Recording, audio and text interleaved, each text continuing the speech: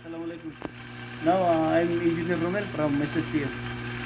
Now, me and my electrician, we are trying to try to make wiring possible for the daily light wiring connection for controlling touchscreen and push button. But regarding for this connection, we have to use the power supply for the panel, touch panel. Power supply for 24 to 48 volts, and we have PS Dali PS2, and we have Dali XC, and we have two pieces push button switch normally close, and push button normally open.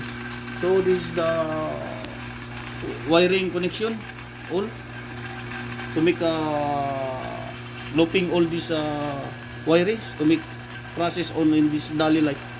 But this Dali light is we can use AC supply or DC supply.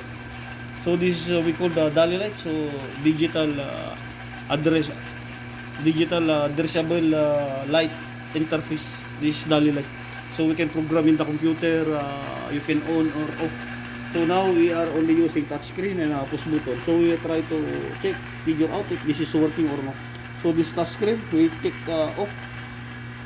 So this our light is off. So we will try on by push button. So this is our push button normally open, normally push. Sorry. So this we can on. This normally close. We can make dim and we can make off. So this is the dimmer. We can make dim the light. Then again we can off.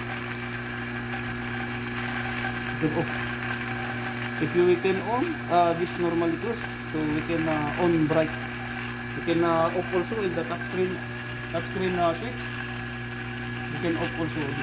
So this is only what we done with my co-maker electrician. Assalamualaikum and hello to all.